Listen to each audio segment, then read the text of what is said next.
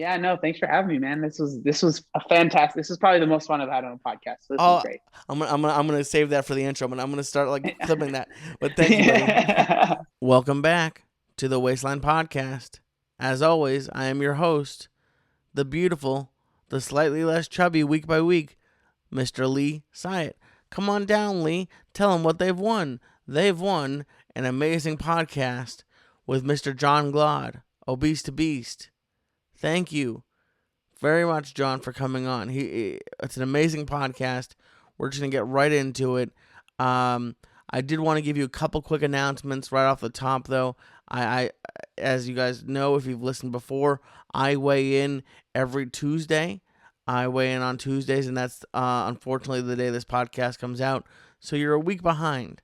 You're a week behind, but I am down 64.2 pounds over just over 4 months. I started December 2nd of 2020, and it is now April 13th. There's something about the number 13 that even though it's not a Friday, I feel like it's unlucky. But not this week. Now, this week it's lucky because we have Mr. John Glaude. I want to give a shout out. I'm so sorry. One of my amazing people on Twitter who I know I've seen you. We've interacted before, but I went through Twitter and I couldn't find it. But you know who you are. You recommended that John come on. He was amazing and responded. So without you, this would not have happened. So I am so sorry that I don't have your name written down. But thank you. And if you send it to me, I'll know it's you, and I'll thank you on the next week's episode. But thank you very much for doing this. If this is your first time on the Waistline podcast, listen back to some earlier episodes. I am on my own personal weight loss journey. Like I said, I'm down 64.2 pounds, and I have a goal of probably losing at least 100 more. Very similar to John's story. And I made the Waistline podcast as a place for positivity.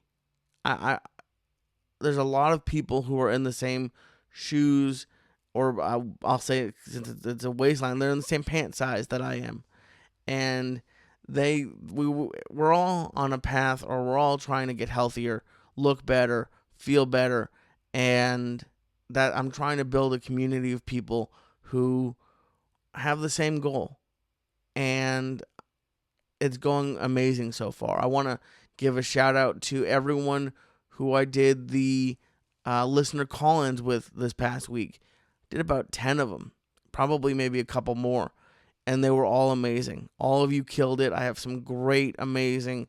I'm saying the word amazing too many times. I'm sorry, but I have some really inspiring stories to share with all of you. People from Europe. I have females. I have males.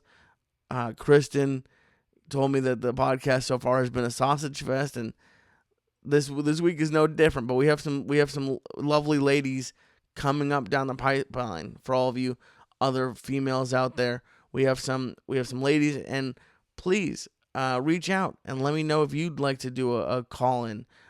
Just email me at waistlinepodcast@gmail.com, and I'll reach out and we'll do a Zoom. Like I said, I did about 10 of them, and those will start coming out as well. And I have an episode I just did with a dietitian. I have 2 contestants from The Biggest Loser. I have a doctor coming on. So some good stuff is coming down the pipeline. But this week is Mr. John Glaude. He is known as Obese to Beast. If you don't know his story, I believe when he was 20, and he'll tell you, but when he was very young, he decided that he was sick of being overweight. And he lost a significant amount of weight, over 100 pounds. I'll let him tell you about it. But he has a very successful YouTube channel.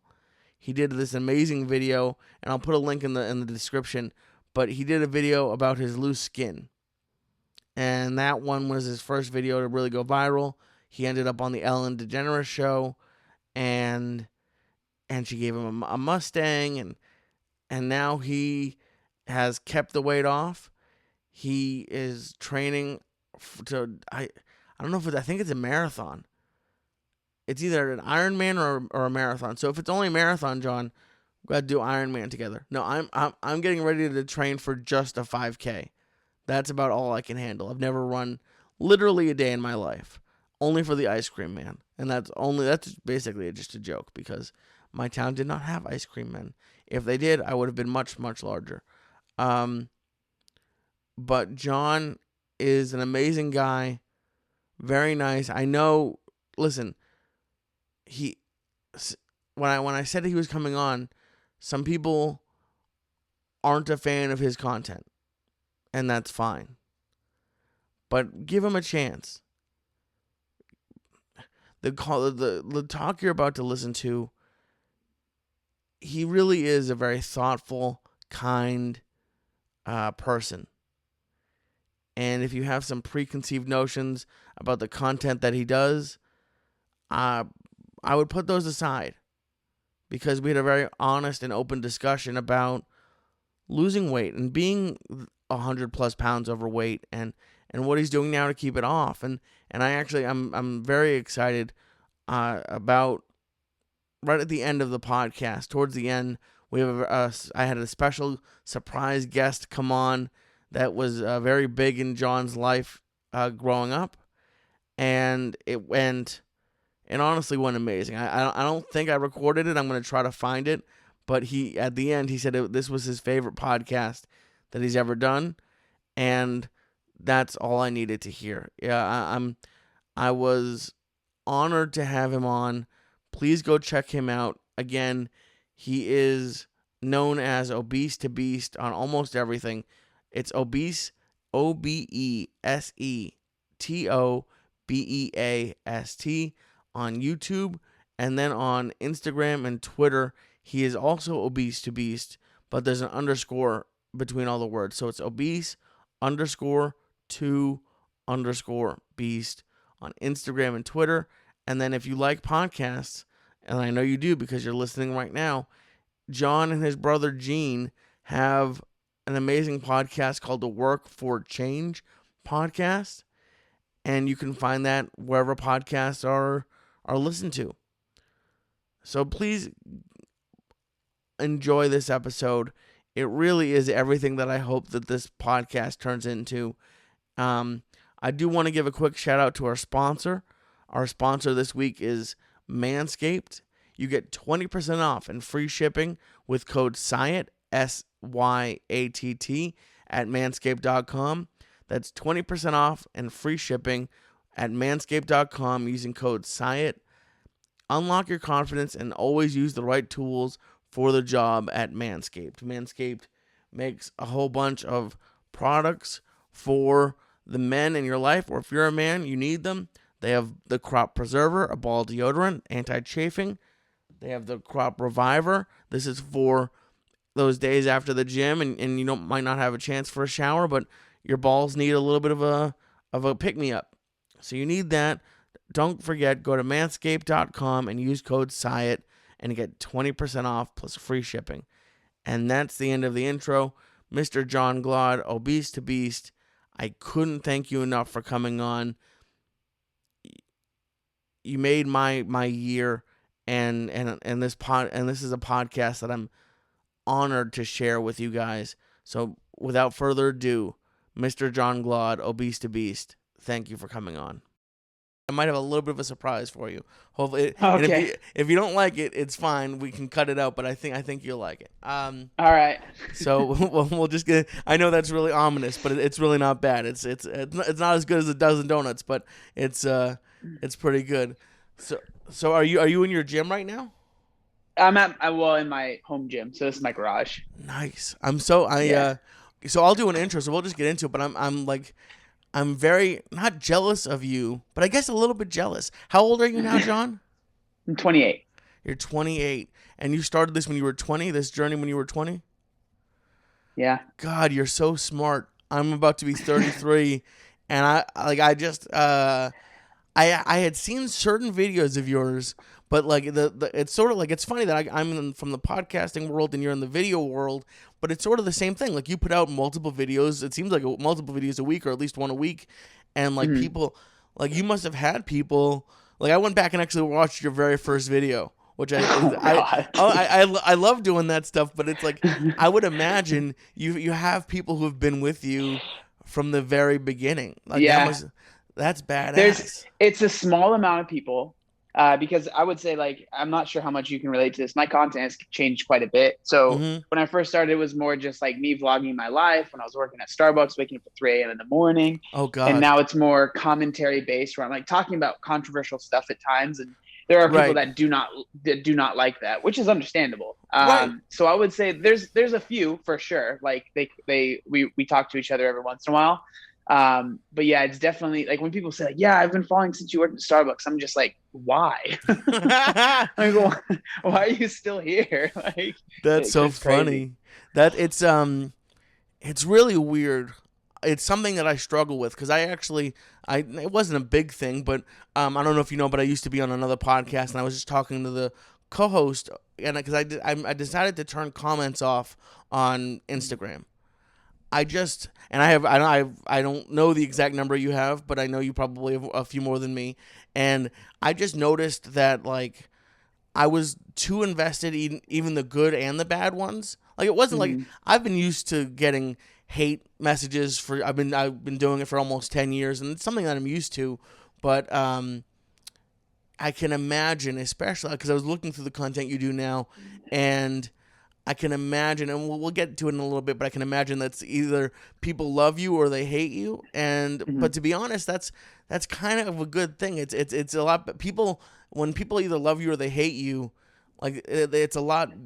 There's a lot bigger of an emotional Mm-hmm. thing than just oh well he's okay. Like that brings people back to watching your videos. And frankly, like Mm-hmm. you don't want to do stuff that everyone loves. Mm-hmm.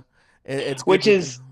is hard for me though, because naturally I'm someone that, like, I don't like to stir the pot. I don't like to like rock the boat. It's not like I'm not good at it. I don't handle it well either. Right. But like the videos that I make and the things that I say, like, I try to be as kind in what I'm saying as possible, but still be like, hey, this is what I think. You know what I mean? Like, this Right. is, I think this is wrong, or I think this is right.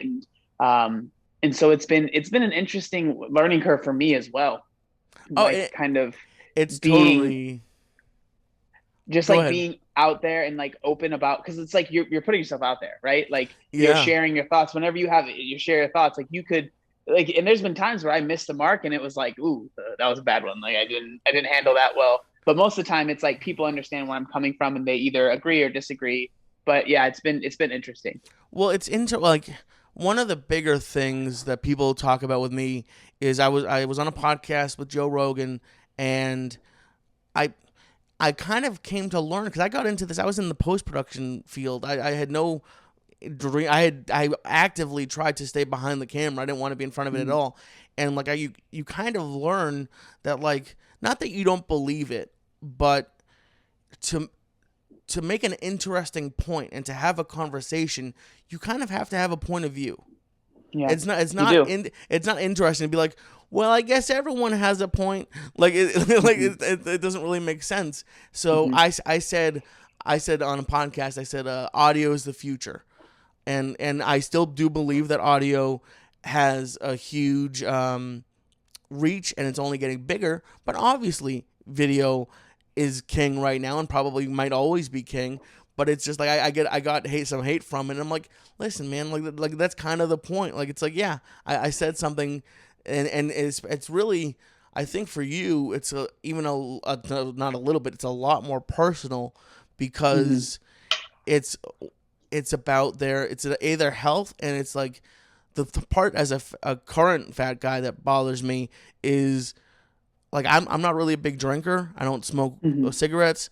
So people who will talk crap to me or I can swear it's my show who talk shit to me will like like I always used to laugh when people who were like active alcoholics would be like you're being unhealthy and I'm like well it's just because you can see it Yeah. because my bad decision is there, so it's out front. So what I really want to talk about with you is like your beginning, and I thought it was Mm-hmm. the first question is like, was there a thought or was there a reason that you didn't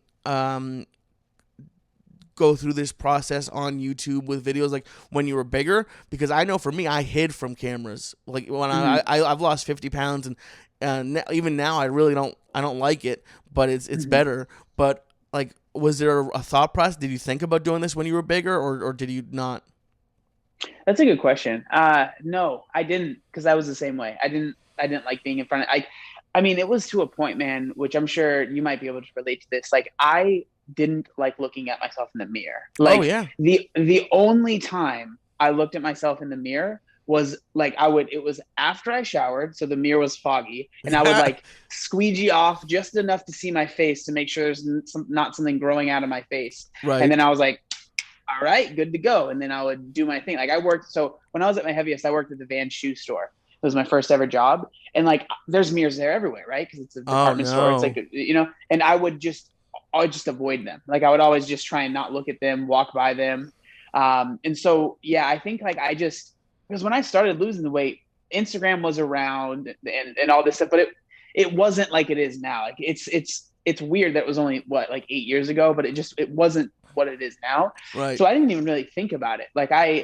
Because like I did believe, we can go into like when I decided to lose the weight, and because it was this huge click moment for me. Like I did believe that I was going to lose the weight, but still like everyone that's tried to lose weight before, I had tried to lose weight a bazillion times. Right. Oh And so yeah. it was like, I didn't even want to tell anybody. Like when I first started losing weight, I didn't tell anyone. Like my mom, because at the time I was still living with her, so she helped me with food and stuff. So I was like, yo, don't buy me soda anymore, right? Right. But I just like, she was the only person that I let know. And then I didn't start documenting stuff until I had like lost most of the weight, because at that point I had like my regular Instagram, which was like just the Instagram I had since I started it. And I was Right. like posting like weight loss stuff constantly, like every day. And that was at a point where like people didn't post Instagram every day. You just didn't. So I was like, I'm gonna start another Instagram so I can, like, I don't have to feel bad about posting this stuff. And that's Right. how Obese to Beast came to be. It was literally out of me being like, okay, I need to make another Instagram so I'm not like spamming all of my friends and family with this. Oh, I completely agree, and it's just funny because when I started, and we'll talk about this later, but I started a Patreon um because I wanted to document it, and I'm someone who really needs um I need to be accountable to someone else, because if it's Mm, just me, I'm just not gonna do it. I've given up a bunch of times. But the old co-host of my last podcast said we should film a video and I'll put it out, and I filmed it, and I never even sent it to him because I was too embarrassed by it. So, but I didn't take a before picture. And then when I mm, hit 50, I was like, "Oh snap! I have that video." And I went and looked at it, and it's in. We're gonna get to your story in a minute, but it just I really feel like we're like best friends that don't know it yet, just because I don't know. There's something about being big that like you really can connect with people. I like something that you said about like being in denial, like that was one of mm, your videos, and like I've always knew I was big. That wasn't I it wasn't something that I was ever in denial about being big. But it's weird when you start losing. When I started losing weight this time, I looked back at that my biggest weight, and I was 336, and I just looked at it, and I had no I knew I was big, but like I just had no idea. I had no idea that mm, I'd gotten that big, and it's weird because I've lost weight before. I'm about 50 to 60 pounds heavier than the lightest that I've been as an adult. And I even asked someone else, a guy who lost a bunch of weight and became a bodybuilder, if he felt different in his head, like when he lost the weight. And he said it's kind of scary, but he said he didn't. He like when I go up, I still feel sort of the same in my head, I guess, a little bit. So mm. it was just interesting, and would like to hear your thoughts on it. It's just like when you I would be interested what you meant by denial, because I've always knew I was big, but it was just like there's just levels of it. Like you're just like kind of like that. I guess that's what you're in denial of. Like, yeah, I'm big, but I'm not that big. And that's exactly what it is. Like I think that for most people, especially if you've like been big for a long time, like I was big my entire life up until I Yeah. lost the weight, right? Basically. And I think it's almost like a coping mechanism to not always feel really down on yourself. I think like I, I've told this story before, but like when I was at my heaviest, or just not even at my heaviest, but just when I was bigger, I constantly was looking around to find someone bigger than me. Oh because it yeah. always made me feel better. And there was actually a guy. This is kind of a sad story, but there was a guy that lived right across the street from me when I was growing up, and I played drums growing up, and I had a band, and like we recorded and stuff. And he actually recorded bands. It was like crazy how perfect it worked out. So we would go over to his like house slash studio, and we would record stuff. But this guy was like probably 500 pounds, maybe more. I don't know exactly. And I remember like I would say to my bandmates, like, oh, if I ever get to that size, let me know. And they would always be like, oh yeah, yeah. Like, but I'm sure in their head, they're like, you're not that far off. But Right. he ended up like, he was in his 30s, like early 30s, I think. And he passed away not too long ago. No. And yeah, but like I just remember I was always comparing myself. And then it's crazy because I'm not sure if you can relate to this, but for me, like I had that denial, but I think even my closest friends had almost that denial as well. Because like I've my best friend in the world, we've been friends since I was like 6 years old. He like we've talked about it a few times, and he's like, man, he'll look at pictures, and I'm sure you can relate. It's like he'd look at me and be like, I don't remember you ever actually being that big, because we were Right. around each other so much. And so it's crazy because that's how I felt too, right? Like I obviously knew that I was big, but I look back at these photos, man, and it's like, oh my gosh. Like when I was at my heaviest, so I was 20 years old, I was wearing a size 5XL shirt, 56-inch waist. And like I have these photos from a wedding. I was wearing a size 5XL, it was a Rockaware shirt that I found at Burlington Coat Factory, because they're the only people that made shirts that big that actually looked kind of cool. But Right. it was like when I sat in that shirt, it was a button up. The buttons would pop open. Oh Like yeah. so it wasn't even like a loose 5X, like it was a true 5X. And Yeah. so yeah, I think it's like that form of denial is it's almost necessary. And I don't think it's really a bad thing. I just think it's something that a lot of people can relate to, like a lot of people know what that feels like. Oh, absolutely. And I think it's interesting that you bring up friends, because I had this something with she's now my ex, but with her girlfriend a few years ago, we lost a bunch of weight together, and then we were looking back at pictures, and she said that, oh, I didn't realize we got so big. But the thing I wanted to ask you about was like and I'm not proud of this, but I had friends who did notice I was getting big, and they tried to help. I had people train me for free. I had two separate people train me for free. And then I had friends, not, I mean, some nicer than others, but some, like they had their heart was in the right place, and they would confront me about it. And the issue that I'm not proud of, and I would like to know, like, and I was older than you when I did it. I would be like, well, I'm an adult. I'm going to show them, and I'm not going to work out, and I can eat what I want because I'm an adult. And Mm-hmm. it's like we put them in like a weird position, and it's really tough. I don't really know if there is a right way to I'm still kind of searching for a way to help bigger people, but it's like, do you just say that, or because I really don't, like, what are your thoughts on it? I don't know how to go about that. I don't know what the right way is. So this is like one of the questions that I get asked that like it's probably like one of my least favorite, because the answer is kind of lame. But it's like no matter how good your intentions are, like as the friend, right, that might be helping someone, like regardless of, like you said, you had two trainers that were willing to help you. I had a similar situation when I was like 18 years old. I had a family friend who was like a cop, who was really into working out, and he like bought me all this food, like healthy food, and like he would show up to my house really early in the morning, and when we go on a run, they were like, it was like 1 mile, and it wasn't much of a run, but like he did everything. But the fact of the matter is like if he wasn't with me, I did what I wanted, right? Right. So it's like with that, it really comes down to the person. Like if the person isn't ready, like the person, say you, right? If you're not ready, and you have a trainer friend that's willing to help you out, as awesome as that is, and like it's hard because especially if you're the person that's not ready, you feel guilty because you're like, I know that this is a great opportunity, but like if you're not ready, you're just not ready. Like Yeah. there's nothing anybody can do to make you do something that you're especially with weight loss, because weight loss, it's not even like oh, I want to work out more. With weight loss, it is a constant decision that you are making to not eat XYZ thing, right? Because that's the most important thing, is the diet. Like exercising is important, but like the diet is the most important, and it's the hardest thing to get down, right? So it's like it's a constant thing. Like if it's three in the morning and the person's not with you, and you have snacks in you're covered and you're able to go get them and you have no problem with doing it, you're not going to lose weight, right? Right. So it has to be you have decided I'm going to do this.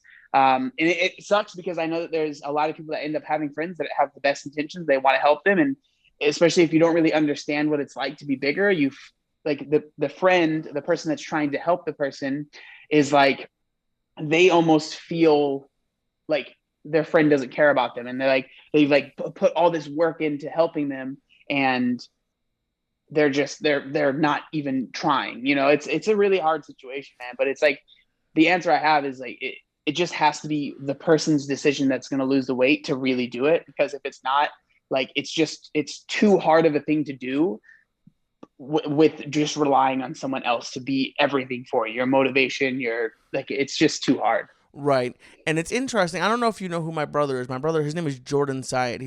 Yeah, of course. Okay.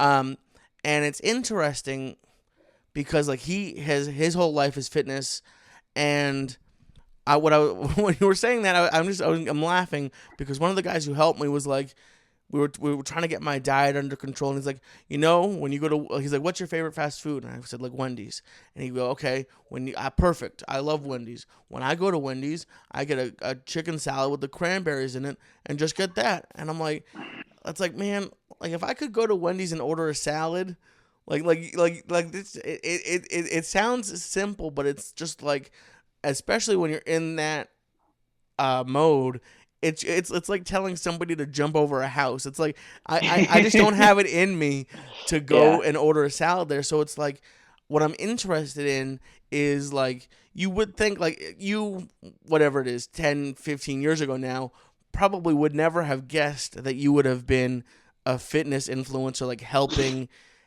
people lose weight.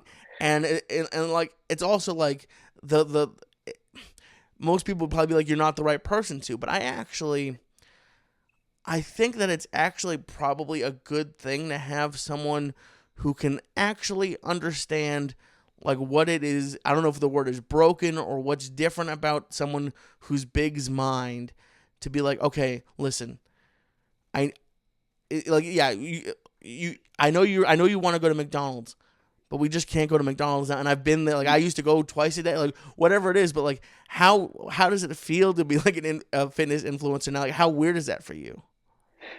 Dude, it's so strange, man. And like what you were saying there, I agree.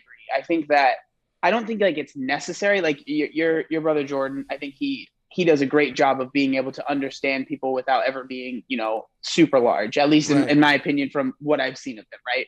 Obviously you have more insider Oh no, knowledge of that stuff, but he's actually pretty good at it. But it's just I think there is a. But I'll let you continue from there. yeah. So the thing that I think is one is I'm able to understand what's going through someone's head and like how helpless some people feel. But I'm also able to call people out on their craft, and they can't be like, you don't know what it's like. It's like, no, I do know what it's like, and I Yeah. know that you're giving me some BS right now, right? One of the biggest things that people ask me, especially if you are, if you want to call it being a food addict or whatever it is, but if you're in the throes of that, is like people think, because when you first start losing weight, it's freaking hard to say no to Wendy's and McDonald's and all of these foods. Like it's really, really tough. And so people think, understandably, that like I am always going to be thinking about McDonald's and Wendy's and wanting to go there. And I'm always going to have this willpower constantly. I can tell you with confidence, it goes away after time. Does it Like really? the Because more, I'm still dude, there. it really does. No, Okay. and I mean that. Like at least, well, I can only speak from my experience, but I was someone that would have McDonald's, and like I live in San Diego, so we have really great Mexican food here, Oh and yeah. have like Mexican food every day. Like a lot of times it was McDonald's and Mexican food in the same day. I would drink large sodas. I would have chips. I would like my diet was as bad as it could have been, right? Yep. Like it was just as bad as it could have been. And so for me, like if I were to hear someone saying what I'm saying when I first started losing, I would have been like, there's no way. But I'm telling you, like the first, so for me, I've explained is like the further that I get away from my heaviest, the more I feel like I know I'll never go back there.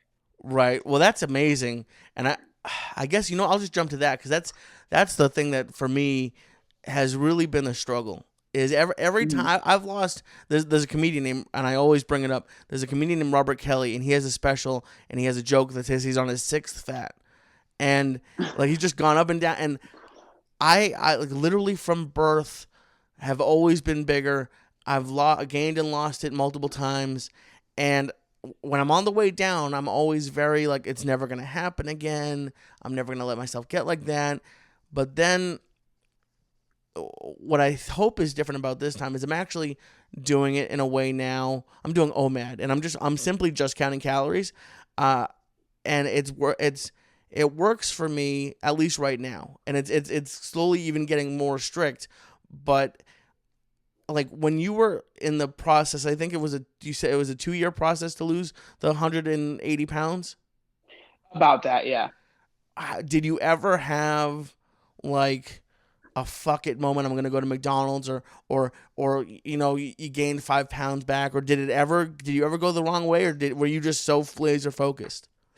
Dude, like it's a good question, and like I almost feel bad answering it, but like I never really had a super bad like plateau or like gaining weight because I had tried to lose weight so many times before, and I was so bad at it. Like I wasn't the person that would lose 50 pounds, and I would lose not even 10, and then I'd be like, screw it. So I No, was yeah, always, I truly, like when I first started losing, truly believed that I couldn't. Like I thought there was something wrong with me. I would joke around with my friends and say I don't have a metabolism. Like yeah, I yeah, would yeah, like I just felt like there's obviously something wrong with me because like I would eat the same foods as my friends. We would all go to McDonald's together. Why am I gaining so much weight? Looking back, I'm eating 3 times as much as them, but just right, not even it doesn't register as that.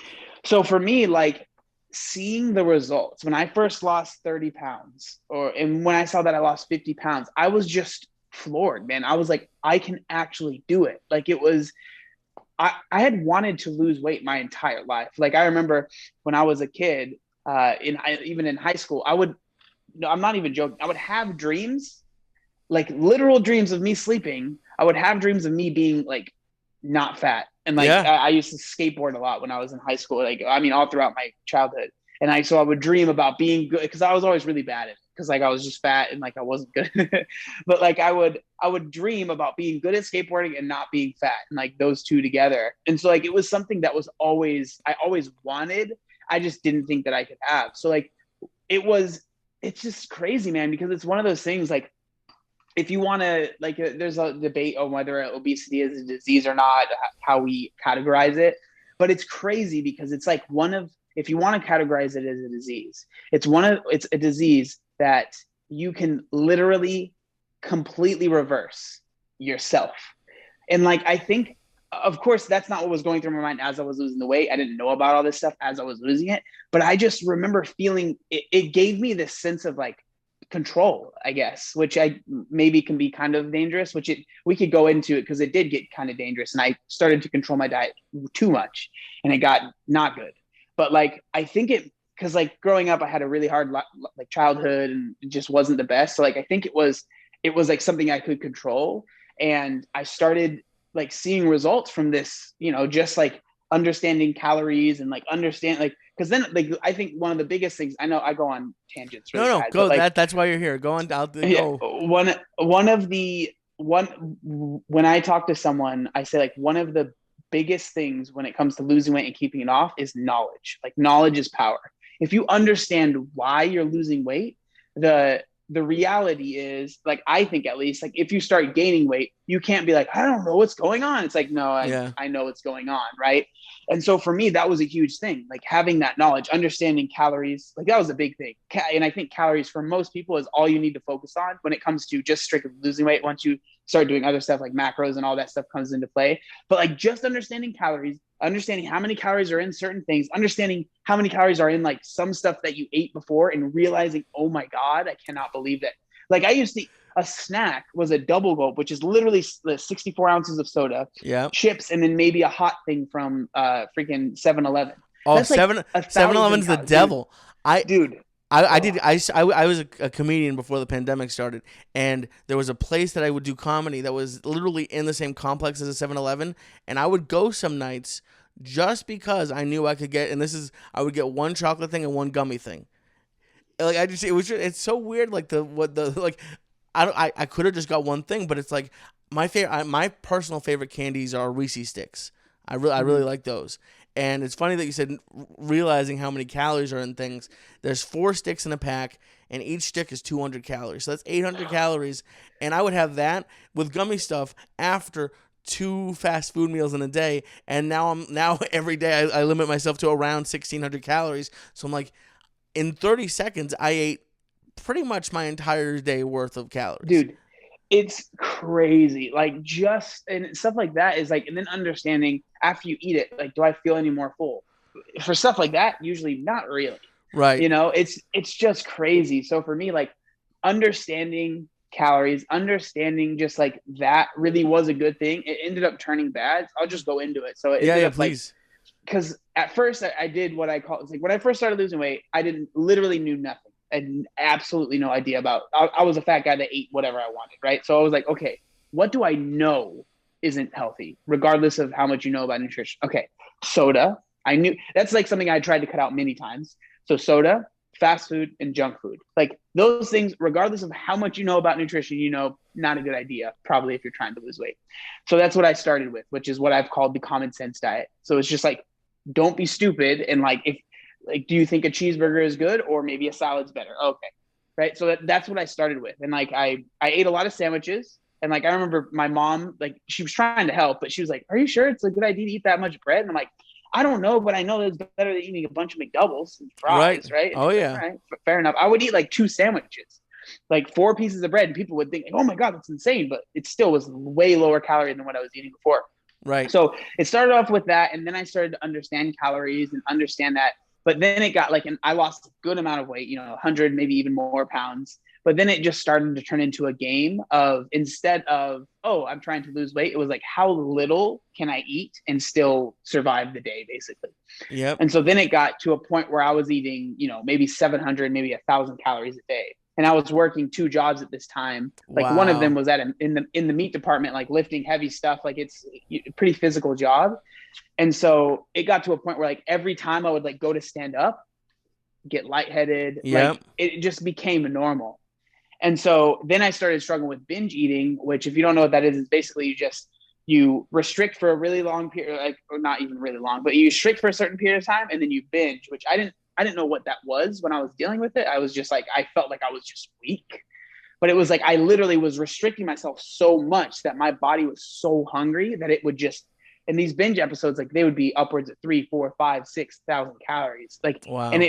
the thing with binge eating is like it's one thing to just like, oh, I had a meal off plan, whatever. But it was like when it comes to binging, you feel out of control. Like I've explained it as it got to a point where it was like I almost just expected the binges to happen at some point.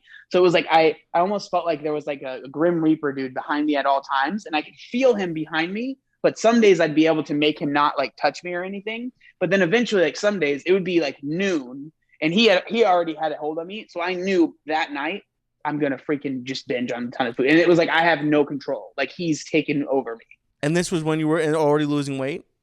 Yeah, this is when I had already lost pretty much most of my weight. This is like when I was this is like before I started really doing like any like serious like lifting and bodybuilding stuff. Because once I started doing that, I just was naturally so much hungrier and I started eating a little bit more. Now it took a while for me to get over it, like probably about a year. But I haven't binged in I don't know, like 5 years, probably something like that. So Wow.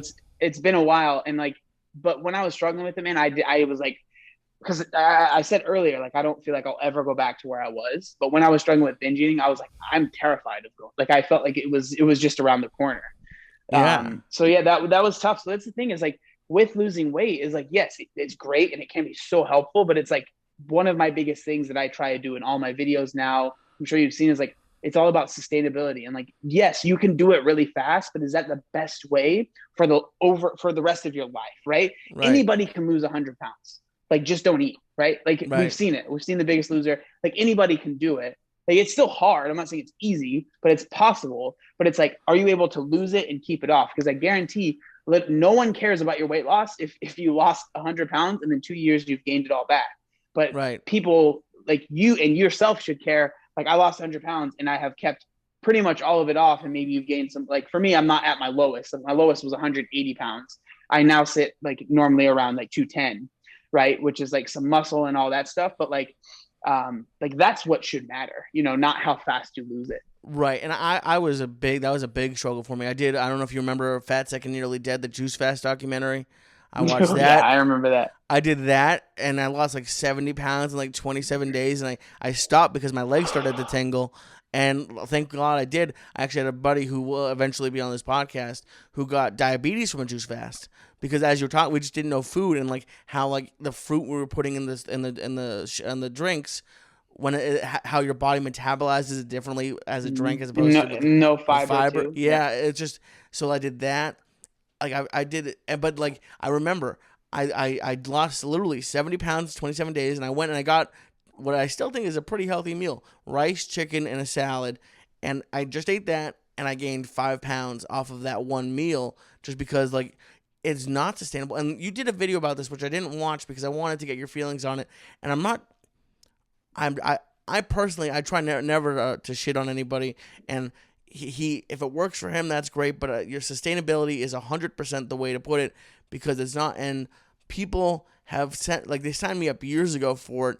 Is the snake juice diet, which is essentially you're just drinking water with salt in it and a couple of the things, and that guy's in great shape, and I know he has people that it's worked for, but can you kind of explain maybe like why those unsustainable, like, even to me, frankly, keto is kind of, for at least for me, is unsustainable. I can't go the rest of my life not eating bread or pasta again. I just can't. Yeah. So like why to you, I guess we don't even need to bring snake juice into this, is like why to you is sustainability so important? Yeah. So, I mean, that's a good question. And like, I definitely think there are levels to like unsustainable diets. Like, for some people, keto genuinely can be sustainable for them. Like, for me, I'm in the same boat. Like, bread is like literally my favorite food. Well, Right. French fries are the top, but like good, bread yeah. is right there. Just French pause for fries are 1 my second. favorite food. What kind of fries? Steak fries, curly fries? Which ones are your favorite? It just depends, but usually a little bit thicker. Maybe not a Yep. full steak fry, but just a little bit thicker, like thicker than McDonald's fries. McDonald's fries are amazing, but Right. like if I were to like go somewhere, there's a place here in San Diego called Swami's, and they have like it's like right in the middle of a steak fry and a McDonald's fry. It's Oh, like right there. It's that's so good. good. I know this is a health podcast, but as a former fat guy and a current fat guy, I had to know. So okay, so yeah, so sustainability. So go like ahead. sustainability, the reason it's so important to me is like it ties into literally what I was just saying right before, right? It's like if you're able to lose weight really fast, that's great. But if you can't keep it off, what's the point? Right. And so like this is what, now I think that you can do these certain types of diets that might be kind of extreme, and if you really really really have an exit strategy, they could work. But I'm just going to say, for the vast majority of people that I've seen lose a lot of weight on really extreme diets, sadly they end up gaining it back once they hop off, because they don't have a plan for afterwards, right? So the reason that for me sustainability is so important is that if you are losing weight in a way that is not super difficult for you, and you feel like, say, once you lose weight, all you have to do to maintain it is continue doing what you're doing and maybe just add a little bit more calories because you want to maintain your weight instead of lose it. Like, that seems like a lot. Like, it seems to me that you will be able to maintain your weight a lot easier than if you were doing, say, let's just use like a juice fast or something like that, right? Where you lose weight really fast, and it's like, and then once you get off, you gain 10 pounds and you're eating still completely healthy. It's going to mess with your mind. Yeah. And so for me, the reason sustainability is so important is that, one, I think it teaches you a lot of, like, if you're losing weight in a sustainable way and you are gaining that knowledge, which I explained, like, that is the most important thing, like having that knowledge. So if you decide to do some, extreme diet, but as you're doing that extreme diet, you decide, I'm going to learn a lot about nutrition, I'm going to have a plan for once I get off of this, that could work. But I'm just saying the failure rate is a lot higher for that type of diet than what I've seen with like a more sustainable approach. And of course, like in a sustainable approach, there's still failure rates. Like, dieting is hard and losing weight is hard. But I just think that, going from these super extreme diets, like that, if you're on a diet that you cannot do for the rest of your life, for me, it's a red flag. Is that's the best way to explain it. If you can't see yourself eating this way, like the way that I eat now, I can eat like this for the rest of my life. It literally won't be a problem, right? Right. But if I was only juicing and only, drinking my calories or whatever, there's absolutely no way I could do that for the rest of my life. And so I'd rather be doing a diet that I can continue just doing the whole time, instead of like doing a crazy diet for a little bit and then completely switching up my diet and hoping everything works out. I guess, if that makes sense. I absolutely. And so well, this is skipping ahead a little bit, but like, can you talk about like sort of I guess the difference in your diet when you were losing weight versus how you are now? Because like Mm-hmm. I'm really looking forward to the maintaining mode, because I just it's honestly what I'm doing now. The OMAD really isn't that hard. I gotta say, out of everything that I've done, I don't have. The only thing I really don't get to have are desserts as much as I really Mm-hmm. like. I have like caramel rice cakes or like outshine sugar, no sugar added popsicles, like just something. But like I can't have like the cakes or the candies. But other than that, I pretty much have almost everything I want in a scaled down mode. But how are you be able to maintain? How are you eating? Yeah. So that's a really good question. So I will say that right now I'm able to eat quite a bit of food. I eat like between 3,500 and 4,000 calories a day right Wow, now. and you're Yeah, maintaining? and I maintain. Well, I'm actually kind of, I'm actually losing weight. But that's so it. So, that sounded like a flex, but it's not. Like, so because I've been lifting for years now, right? So I have like, I think naturally I gain muscle relatively easily. And I'm not trying to be like, or like, but like it's just something I've noticed. So I think I gain Right. muscle relatively easily. So the more muscle you have, the more calories you can consume, because it's just, you have more mass on your body, right? And so I think that's part of it. And then I'm also training for a triathlon right now. So I'm doing like Wow. today I ran a 5K, like I ran, like I PR'd my 5K run at like 25 minutes. So that was like a huge effort. And then right after that I had to go do a swim, and so like a lot of days I'll do maybe 2 to 3 sessions, which isn't like, I'm not saying that everyone needs to do that. It's just like a goal I have is to do a triathlon. But so when I was losing weight, I was like, at the start, it really was like very, very simple things that I changed, because I was almost 400 pounds. And the one thing that's good about being that large is that you can make really simple changes and see like massive results. Like Yeah. for me, like literally just cutting out soda, junk food, and fast food, I lost a lot of weight, because I was still eating sandwiches at all. Like I ate a lot of sandwiches. I still eat a lot of sandwiches, but Yeah, they're like great. that was like the main thing that I ate, right? So then, so it started off as like good, and then I started really, really cutting too much, and then, but now, like, I think one thing that has really worked well for me is I eat very similar foods. I'm not someone that needs a bunch of variety. It's just, it's how I've always been. Like, even when I went to McDonald's, I got the same thing every time. Like, Oh I've yeah. always been like that. And so for me, like, I eat stir fry all the time. Like, I'll still have sandwiches like pretty frequently. I'll have oatmeal, and then I'll have like random like protein bars and things like that. I have pretzels pretty often right now, just because of how many calories I'm burning. So I just need the carbs. But I would say my diet now is like what most people would consider just like a quote unquote like healthy diet. But I don't like, I allow myself to have things if I want them. Like, there's some people that are like sauces and don't add this, dude. I put the Panda Express orange chicken sauce on my stir fry, and Yeah. like, yes, it has a good amount of calories, but it makes it taste way better, and so it makes me actually want to eat the food. Right. And so like, I'm not gonna force myself to eat like bland food. I'm not gonna, like, if it's bland, I'm not gonna eat it. Right. So, and I allow myself to have, because like people, one question I get a lot is like, what do you have cheat meals? Do you like go off the rails? And it's like, no, because I don't feel like I have to. Because if I want something, I'll just have it. It's just, there's more often than not, I'm not craving like say like a really greasy pizza. A big part of that is because I know how it's going to make me feel afterwards. And Right. like, that is a pretty big deterrent for me to eat it. Because if I'm going to feel like crap for a whole day or even half a day, like, I just don't want to feel that way. So it's really easy for me, like, well, I'll just get the, I don't know, chicken wrap instead or whatever. Right. Right. So, but like, if I really want some ice cream, like, I'm going to have, like, I usually get like the low calorie Halo Top or whatever, Yeah. something similar. But I'll eat a whole pint. I eat one of them almost every night. like, Yeah. Well, it's like only I, 280 calories. It's not that yeah, bad. yeah. Yeah, exactly. So it's like I just have found ways to have the things that I want. But even if it's like a regular like cookie or a regular brownie, if I have it at the house and I want it, I'll have it and I won't feel bad about it. Like that's the most important thing. A lot of people will be like, yeah, I have it, but then they eat it and they're like, oh man, I'm so bad. Or it's like, no, I wanted it, so I had it, and like let's move on. Like I think a Right. lot of people, when we get into counting calories, people get so wrapped up in it. But like if you're able to actually only have one cookie or only have one brownie, it's like, maybe 300 calories. That's not that much. It's just the problem is people like have one and they think that they've done bad. And so they're like, well, I might as well have five.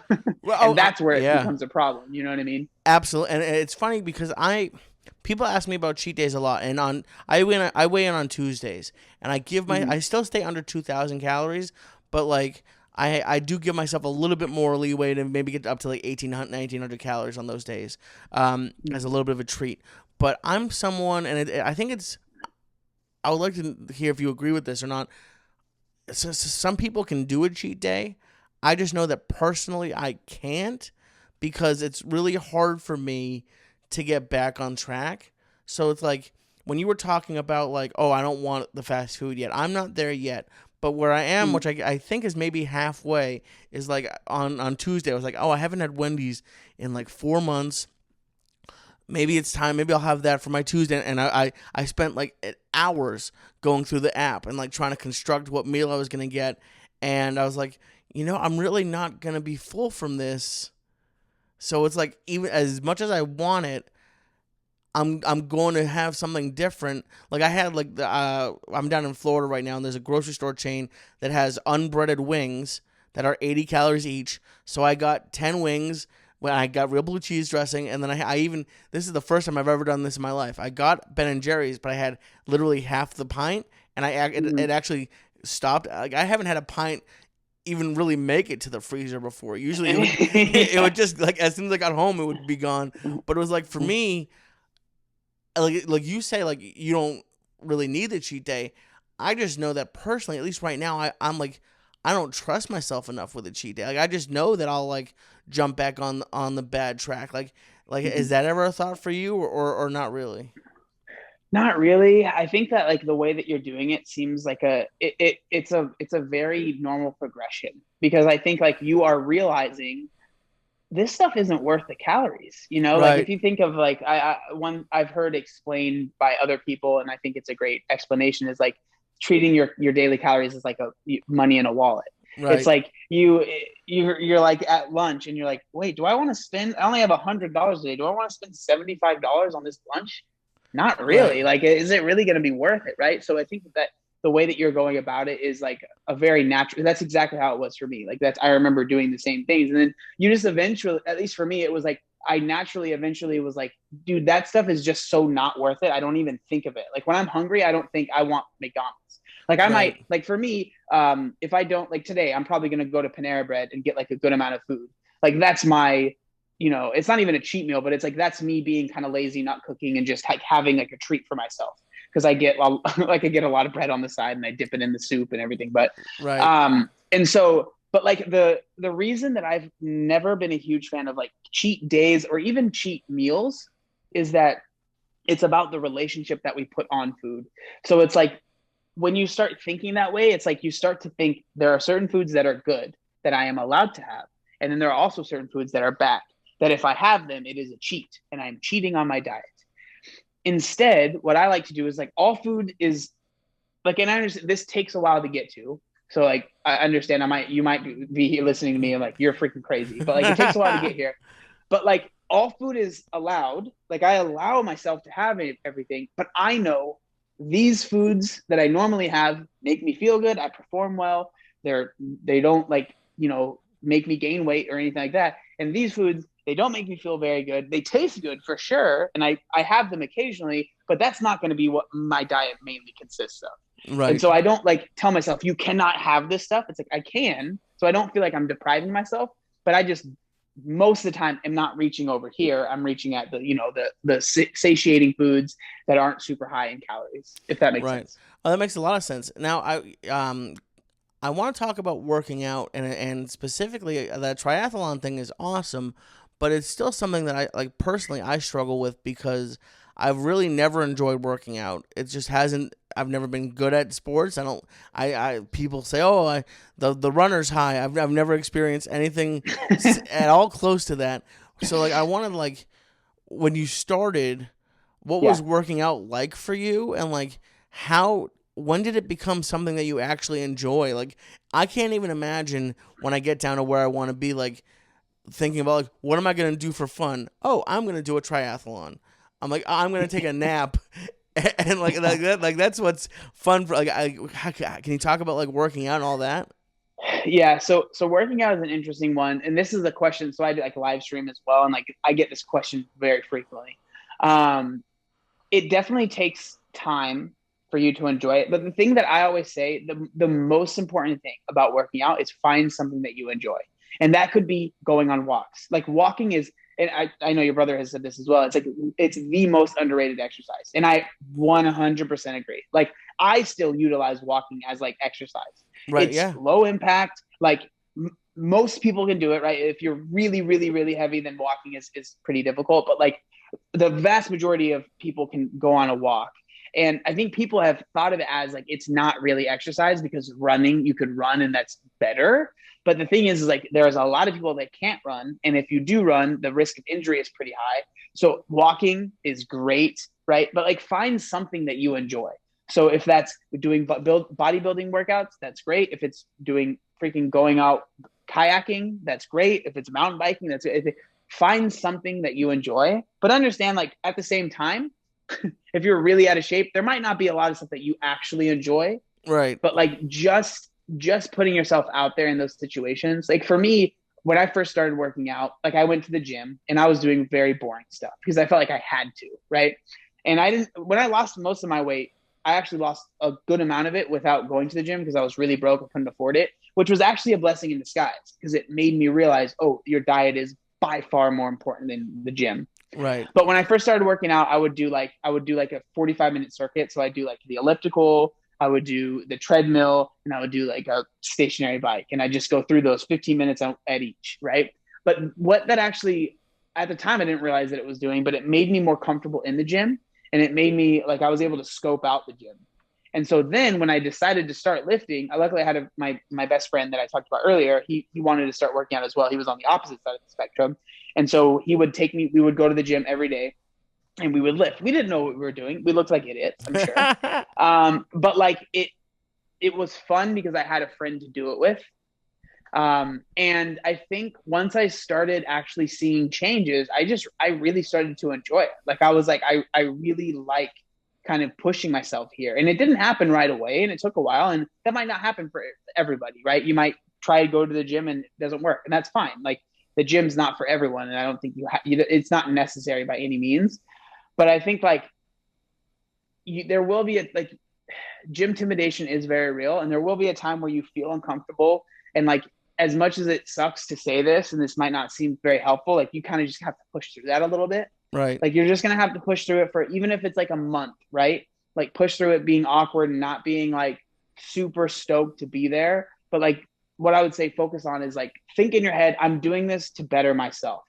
And like it might not feel, but then once you start making a routine, you start seeing people that you're able to say hi to, you start noticing like the front desk people start saying your name, whatever it might be. That feels good, you know? Yeah. And so like those little things, but then again, like understand the gym isn't for everyone. There are tons of ways to be active. Don't feel like you have to go to the gym and do 33 sets of 15 reps. And like, that's the only way to lose weight. It's certainly not.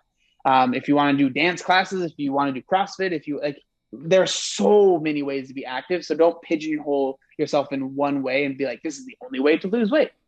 Right. Okay. And like so you genuinely enjoy working out now. Like it's something you look forward to? Dude, I had someone on my Instagram. They asked me a story. I had like the question thing, and they said, "What else do you enjoy like outside of working out in your free time?" And I was just like,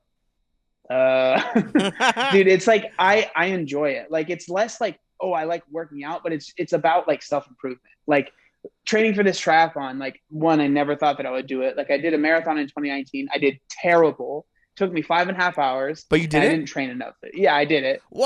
Um, dude, but I didn't train nearly enough. So this triathlon is a completely different story. I'm like taking it very slow, and like I have a coach that's helping me. And like so today was a big day. So I PR'd my 5K. So before it was 26:49, and I PR'd it today at like I think it was 24:58 or 59. And So it's it was like like a three and a big half miles, right? That's what a 5K three is. point 3.1. Okay. Yeah. So it was like around 8 minutes a mile is like Damn, dude, the pace that I was running. you're like It the was, dude, Captain America now. Good for you. dude, that was a huge, but that was huge for me. Like that, Yeah. and so like there's like little things like that with a triathlon has been great. Like swimming, dude. Oh my god, I'm so like when I was fat, I used to float in the water. Like I Yeah, could yeah, lay on yeah. my back and my toes would be out. Now I just sink straight to the bottom. So when I first started swimming, dude, it was tough. Like going from one end to which is 25 yards was like I would get to the end and I'd be like like dying. And now I can do like 50 meters, like sometimes 100. Like it's so like seeing those little improvements for me have it's just something that I enjoy doing. And I think part of it is because of dude, I wasn't like the fit fat guy. I was so unfit. Like Yeah. I remember I tried out for the football team. I ended up basically getting laughed out of the gym, which is a whole nother thing. But like we had this thing where in the football team they would have you run a lap around the track, which is 400 meters, standard track. Yep. But they would put like the linemen and the big dudes in the front. They'd line everyone up and they'd put the linemen in the front to help push them to run faster. Dude, I couldn't run half a lap at the time. So like I just like I've just never been I'm not a natural like athlete. I'm not. I really am not. And so Right. I think that seeing these like gains, I guess, for a gym bro term, but like seeing this progress, it's become addicting. Like I think that's the only way to put it. It's become like very much so addicting. If you want to call it exercise addiction, say it's a bad thing, that's fine with me. Like that's how you want to put it. But it really feels like it's addicting to see self improvement and knowing that if I continue to do this, I will continue to improve. It's like, why would I not? Like Right. that's my mindset with it. That's awesome. And like when you were talking about addiction, you talked about it earlier about unhealthy. Like, cause like for example, I weigh in every Tuesday, and there was a week where I had rice twice in a week, and I know like I was good on the calories, but I just wasn't going to the bathroom, so my weight was higher than I wanted it to Mm-hmm. be. And like in my head, I was like, I'm not gonna eat on Monday just to make sure I lose weight that week. And like it is actually really hard for me, and I do actually it's literally on the floor in front of me because when it gets to like Saturday, I start weighing myself to see if I'm good for the week. But like how hard is it or was it for you to like not care as much about the number on the scale, because like it's what like defines you as a big person kind of. Mm-hmm. Like how what do you do now to avoid like falling into that trap? Yeah, that's a good question. It definitely can become very unhealthy. I think the thing that helped me honestly was when I started like lifting and stuff, it became less of a concern because like I knew that I was like I remember so I did a physique show in 2016. So for that physique show, like I did the whole thing where you wear the board shorts and you're posing on stage shirtless and all that, right? So like Wow. for that, I did like what they call a bulk, which I mean, this is something I don't really recommend for like people to do because I just don't think it's necessary. Like if you're trying to gain muscle, you don't have to do this. But for me, it was actually helpful because I was like, I know that I'm going to gain weight. That's the goal is to gain weight to hopefully gain some muscle. And so I stopped weighing myself really because I was like, it doesn't really matter. Like I was still smart about I never like went really, really overboard. I actually, because at the time it was when I first started lifting, I probably was around the same weight that I am now, maybe like 10 pounds heavier, but I looked a lot heavier because I didn't have as much muscle. Right.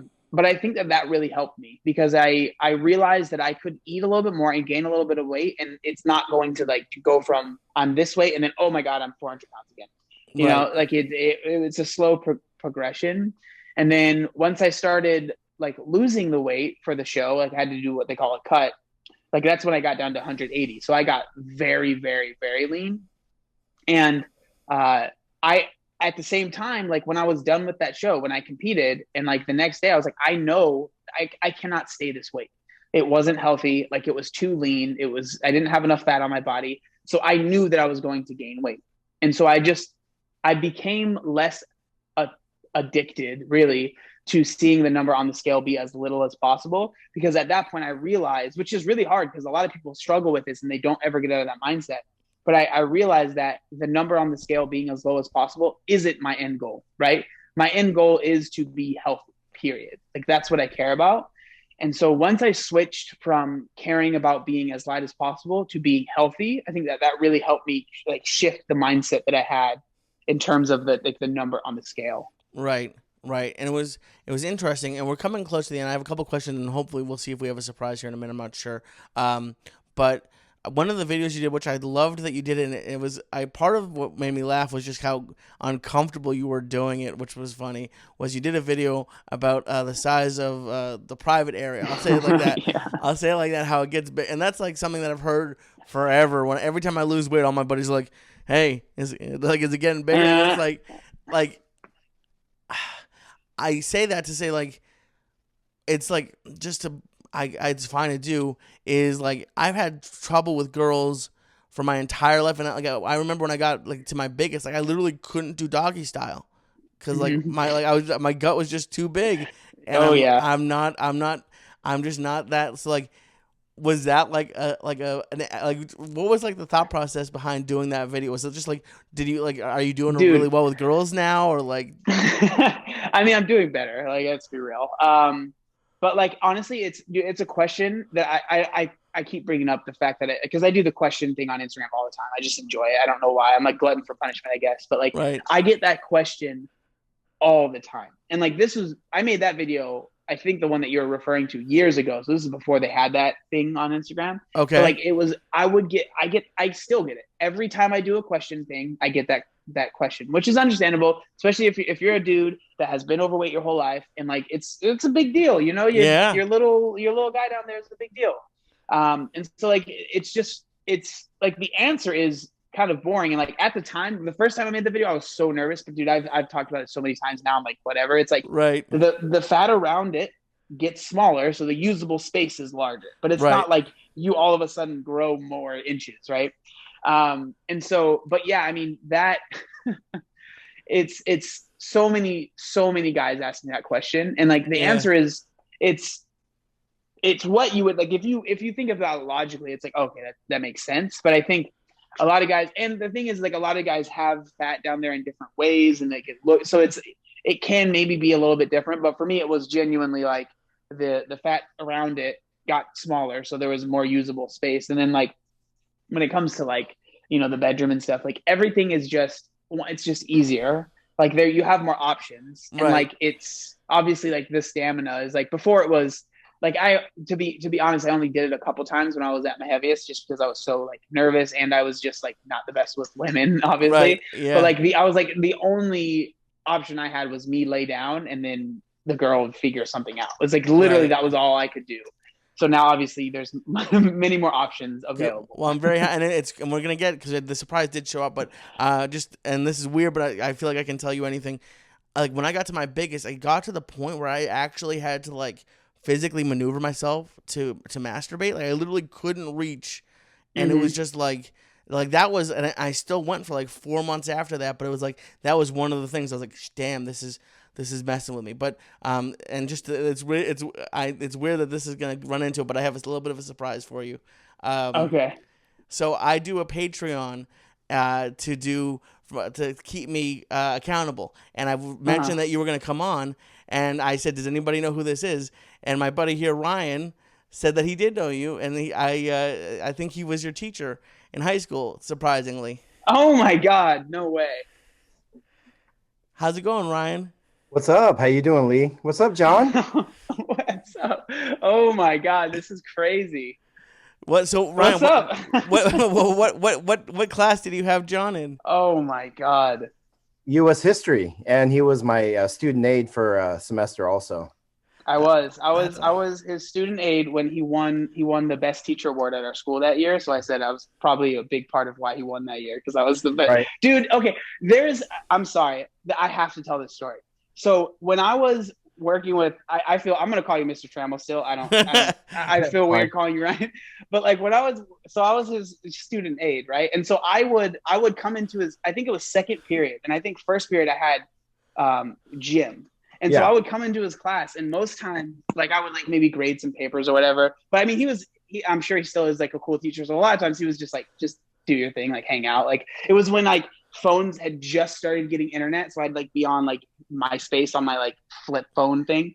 But like I remember one time, dude, I would be so tired sometimes, Yeah. and he would always let me go a little bit early to go to lunch because our class was like right before lunch, and like if the way that our school was set up, it was like you had to get in line, and then if you didn't get there early, like you were all of lunch, you were basically in line to get your food. So he'd always let Wow. me leave early. But one time, I guess I fell asleep in his class because he had like this sofa that I would sit on, and like he filmed it, and then like I'm like sleeping, and then all of a sudden I'm woken up, and I'm like the whole class is just staring at me, Oh and I no. was like, what? And then he's like, hey, you were sleeping, and I guess I was snoring like really loud, and then he was just like, you can go to lunch, and I was like, okay, and I just like got my stuff and left. Oh man. I still have that picture. No, but John was always just a really cool kid, man. I really liked John from the start, and I taught your sister as well. And just I'm so proud of you, man. Just how like all the stuff you're doing. As teachers, we hope the best for our kids, and things will turn out great. And I know that not everyone's going to go to college, and they don't take that path, but I always tell my kids, if you're not going to go to college, then have an idea, and go with it. And you did that. And, I'm a subscriber to your channel. I watch it. And something that I've learned from you, John, is, the student has become the teacher, is having a healthy relationship with food. And you're really, you're really big on that, and not being so dogmatic about stuff. And you're evolving, dude. I mean, I remember before it was just, you went to the gym and I would see you at the gym and you'd be on the stair climber, but now you're doing CrossFit and now you're doing triathlon training and stuff. And, I think that's a true testament to you that, you're growing and you're evolving. And I think on that journey, I think, we all do. We all evolve in some way. And I'm just so proud of you, man. I'm so happy for you. No, I appreciate it. Yeah, it's crazy like thinking back on like high school, man, because in high school, like I know you were one of the teachers that would basically say this to me. It was like teachers would be like, you have a lot of potential, but Yeah. I was just one, I was lazy, and two, because like growing up all throughout school, I was always in like special ed. I had RSP, I had all of like the IEP, so I just would always be like, I'm done. I'm dumb. I can't do it. I'm dumb. And I remember one, I'm not sure if you even remember this, but I ended up getting like I think I came for summer school one year, Yeah. and I ended up like doing terrible, like not doing super well. But then on the final test, because I was just lazy, like I wouldn't do homework. So I like my grades were never super good. But then we had like the end of the year test that was like pretty big portion of the grade, I think. And I ended up getting like a high B. And you were like, why do you have a D in this class? Like you obviously know all this stuff. And I was just like, I don't remember what I said, but I know looking back, it was like, I was just lazy. Like I just was lazy and I didn't believe in myself. That was the biggest thing. Like I didn't believe that I could do it. So I just wouldn't try. And yeah. And you know what, though, this is my 16th year teaching now, right? I know, it's crazy. My God. And something I've learned is, especially with this whole COVID thing, just to have a little more grace and compassion and understand that, what, everyone's going through it, man. And, you're going through your thing. And I know you've talked about it in your videos, how you would try to, bring on the attention to yourself before someone could, put you down and things like that. And when I saw that, it broke my heart. I was like, oh my God. Sometimes, as teachers, we forget those things. And, I think, you were, in a way you taught me a lot, in terms of how I approach my job and how I approach kids and stuff. And, we all have our own story, and I just think it's beautiful that you're doing what you're doing. And, I'm just so proud of you, man. I'm proud of you. And I talk about you in class, I'll tell my kids, oh, have you heard of this? And some kids like, oh yeah, I know that guy. And I said, yeah, he went to school here, they're like, shut up. No, he didn't. I'm like, yeah. And so, I say, hey, we have a YouTube influencer who's, so I'm just really proud of you, man. And yeah, when Lee said, oh yeah, do you know Obese to Beast? Anyone know? I'm like, oh yeah, dude, that's my student. That was my student. Yeah. And so I was just so happy, I'm just really happy for you. And, And I do have a couple questions. How's your mom? She's doing well. She was working at Walmart for like years and years and Yeah, years. She's I no remember. longer working there. Yeah. She is actually helping. She basically is living with Evelyn, my younger sister, Okay. and helping raise Faith. Okay. So Man, yeah, Faith is so cute. I've seen pictures of her, and I she's know growing she's so getting fast. so big, dude. It's crazy. Yeah. Well, you have to give my best to your mom and Evelyn. Oh, I definitely will. I'm definitely Yeah. gonna tell them. This is crazy, man. Yeah. I hope it's okay. I didn't want to like No, no, do no, it's anything. awesome. Like, I mean, dude, so it's so weird calling, but Ryan, like him, and there was another teacher that I actually never actually had in school, but I worked with him a lot. His name was Mr. McLaughlin. Yeah. Like, they were both history teachers for some reason. They actually made me want to teach history, but like, again, school was never my thing. But like, they were both of them were like the coolest teachers at the school. Yeah, so this is awesome. This is so cool. And so Yeah. I want to give you a shout out, Ryan. You've lost a bunch of weight over the pandemic. Yeah. We do live workouts on my Patreon, and I like you were saying how walking is a workout. That's twice a week I do walks, and Ryan is doing medicine ball slams, and he has the I don't even remember what it's called, but like Steel mace. the I steel love the mace. steel mace. Like Yeah, and kettlebells. you're killing it, man. Like how much weight have you lost over the pandemic? Well, since the pandemic started, it was a year ago, I've lost about 30 pounds, probably 20, Nice. 30 pounds. But, my thing is, I've always just said, I don't want to suffer. I've tried paleo, I've tried keto, and I was miserable, and I just think I had to refocus. And the whole thing kind of brought attention to the importance of health. And so I don't know, I was just kind of, I was in a weird place, I was like, oh my God, I was really burned out, and with work and everything. And it was like the ultimate reset button, but the reset button's kind of become too much at this point. I want to go back to normal stuff, but, Yeah. Right. I think in this whole time, what's really helped me is community, like being part of things, that are healthy, like Lee's Patreon, that's been such a great thing, and watching Lee, and Lee's such a great guy. And, I used to watch him and Joey Diaz on their podcast. And then when he started the Patreon, I said, why not, and I just like being around positive people. And I think that it just helps. And this, John, surrounding yourself with good people really does bring you up and keep you going. So Yeah, so I want to shout out Ryan right here. So like when I was going into high school, I'm not sure if you still do or if they even still do it, but like he was the coach of the wrestling team. Yeah. And so like he's always been good at working out. Like he's been able to move and like super well. It's interesting how the pandemic has played like good and bad for certain people, because like for a lot of people it was actually a way for them to start working out because they had more time. They realized that they could get a good workout at home without going to the gym.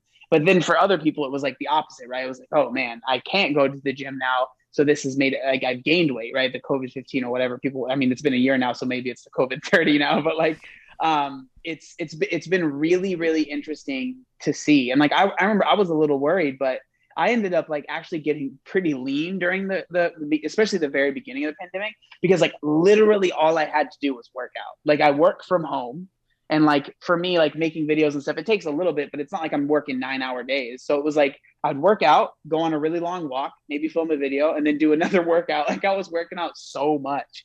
And so it's been really, really interesting how the pandemic has kind of played either a good or bad role for people when it comes to like losing weight or like getting healthy.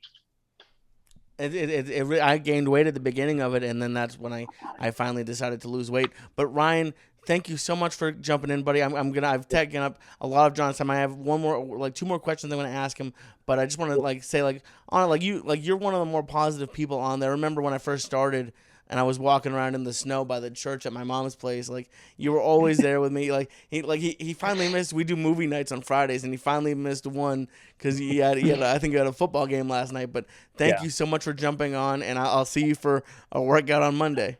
For sure. See you later, John. Take care, buddy. Dude, it was so good to see you, man. Good to see you too. And also, Jim. I talked to Jim's like one of my best friends, so I'll tell him I talked to you and stuff. Yeah, and please do. Yeah, love to like maybe get together sometime. Yeah, absolutely, 100%. That'd be awesome. Those drums, bud. All Bye, right, guys. buddy. I'll see you later. Bye. That was. I'm glad that was okay. I was so excited when he told me he was your high school teacher. I was so happy that Dude, that worked out. he wasn't just like my height. He was literally like the coolest teacher I had. Like, there's no other teacher I would have wanted to TA for, because it's like literally just sitting in someone's class and then them telling you what to do. And so he Right. literally would like 80% of the time it was just do nothing and then maybe grade a couple papers. It was, yeah, he's a great guy. 100%. That was awesome. I'm so happy. So I have two questions.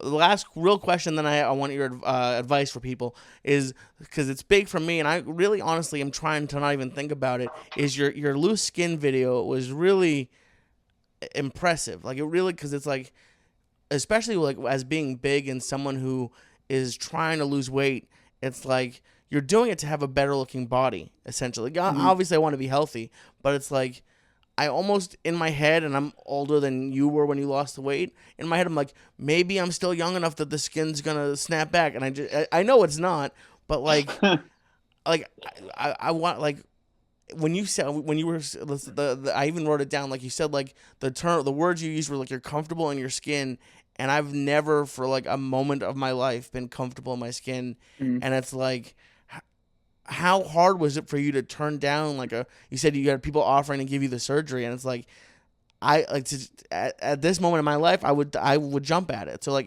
what was that Yeah. thought process like? Well, I do want to say, like, I've noticed as the years have gone on, there's not many people that would feel the same way that I do, and that's totally fine. And like, I don't like feel like people need to feel. I'm definitely an outlier. I don't know why, but I definitely am. So for me, when it came to losing weight, loose skin wasn't talked about very much. Like, when you'd see like the extreme weight loss and like extreme makeover, and then like Biggest Loser, they never talked about it, right? They would Right. do, oh, they lost the weight, and then they would get the surgery, but they wouldn't really even talk about it. And then all of a sudden, oh my God, look at this. And so I was like, honestly, like, oh, I guess this makes sense. I didn't even think of it, right? When I first started to notice the loose skin. And honestly, like, for me, it's one big thing is that it doesn't impede my life. It doesn't cause me any pain or rashes, which it happens to a lot of people. So like, that's a huge thing that I don't have to deal with. But for me, I think it's just more, like I said in the first video I ever made about it, it's like a battle scar, which I agree still with. Oh, sorry. No worries. I still agree with that, but like, it's a little cheesy, I guess. But it's just like, I know why I have the loose skin. Like, if like today I was at the pool, I had my shirt off. I'm not like thinking, oh, what are people thinking about me? It's just, if someone has a question, they can ask me. Right. Luckily, I mean, for the most part, I think people get it. They're like, oh, that guy lost weight. That's why he has loose skin, right? I've never had anyone like make fun of me in person, but I think like one of the reasons, like probably what you're going through, I don't want to say I know exactly, but I've talked to a lot of people about this, is it's less just, oh, I'm worried about loose skin. It's more, it's like fear of the unknown. Like, we Right. know what it's like to be fat. We know what Right. it's like to feel uncomfortable in that fat body. But it's like, this loose skin thing is completely unknown. You have absolutely no idea what that's going to feel like.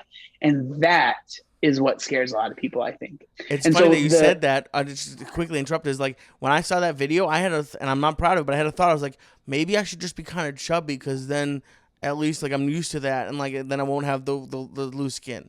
And it's like, no, what are you talking about? Like, that's crazy. But it's like the thing, the thing is like, that's a very easy thought to have right now. But once you're actually losing the weight, it's really hard to be like, okay, I'm good being 50 pounds overweight still. It's like, well, I've already started, or might as well finish.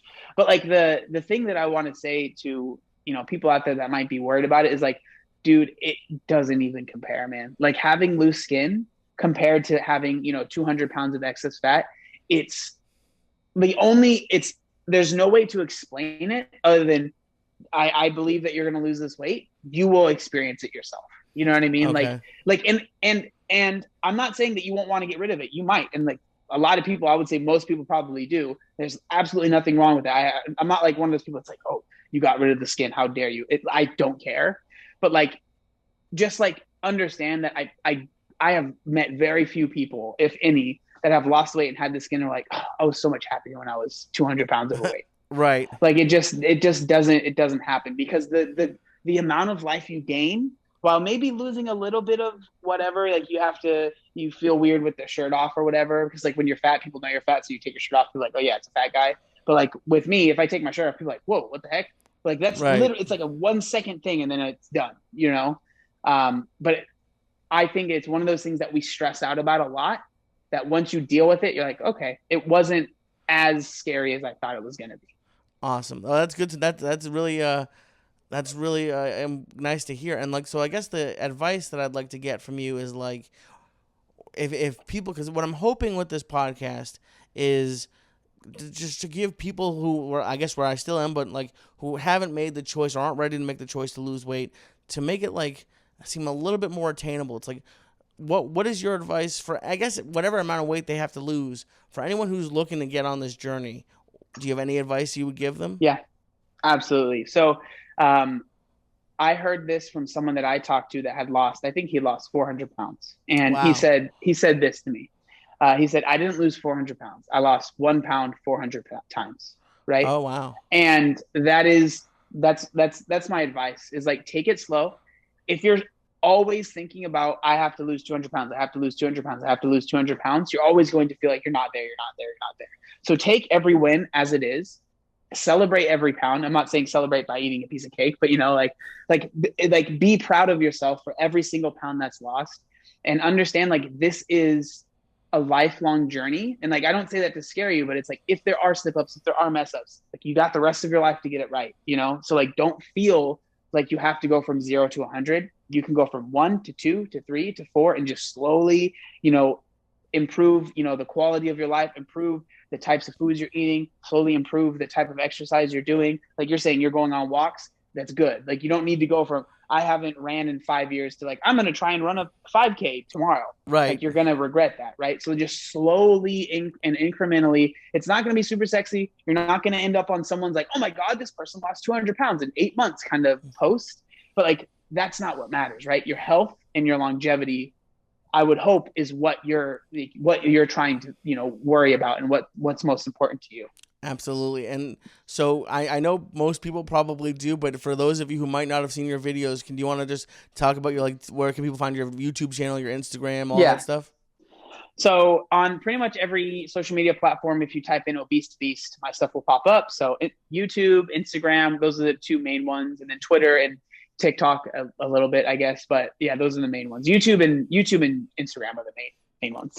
Awesome. Well, thank you so much, John. This really was great. I'm glad that I was able to bring back Mr. Trammell. But this is honestly, you're very inspiring, and I know it's weird. I hate when people say that to me, but it's just true. It's nice to see, for someone who's currently in it, it's nice to see that it's very possible. So I want to thank you for that, and thank you for coming on. Yeah, no, thanks for having me, man. This was a fantastic. This is probably the most fun I've had on a podcast. So this was great. I'm gonna save that for the intro, but I'm gonna start like clipping that. But thank you, buddy. Thank you so much, first of all, to John Glaude, Obese to Beast, for coming on, and for my good buddy, Mr. Ryan Trammell. Thank you also for coming on. Wasn't that great? I was so nervous. I was nervous if like John didn't like him or something, but it's impossible not to like Ryan. It's amazing the impact that teachers have on kids. And I mean, now John's a YouTube star and social media influencer, but seeing his high school teacher was made this his favorite podcast to come on to. So I couldn't believe it when I found out that Ryan had John as a student, and it was just nice to see the love and respect they both had for each other. So thank you so much to Ryan for helping me surprise John. And John, again, it means the world to me that you did this podcast. You killed it. You're killing it in life. Hopefully one day when I grow up, even though I'm almost, I think, close to 10 years, if not more than that, older than you, one day when I grow up, I want to be just like you, John Glaude. And you're inspiring people. Again, don't forget, he's Obese to Beast, no spaces, no underscores on YouTube, and then obese_to_beast on Instagram and Twitter. Give him a follow. Listen to his podcast, the Work for Change podcast. And if you enjoyed this episode, tell a friend. I honestly, I'm not doing it. People all the time, oh, you helped me and this is great. That's wonderful. I'm that. It's not that I'm not trying to help people, but I don't know. I don't look at it that way. I just look at it as something that I would listen to in the position that I'm in. I'm just trying to put positive things out there. But I genuinely do believe that this podcast could be something very special. And I know that there's a lot of people out there who need help and motivation and a reason to lose weight, to make it seem more accessible, not so scary. Maybe they've tried before and failed, like I have 1,000 times. Maybe you lost the weight and gained it back. It happens. We're going to talk about all of that. This is your virtual, I don't know, support group in a weird way. I know that has a weird connotation, but we are going to support each other. You're supporting me.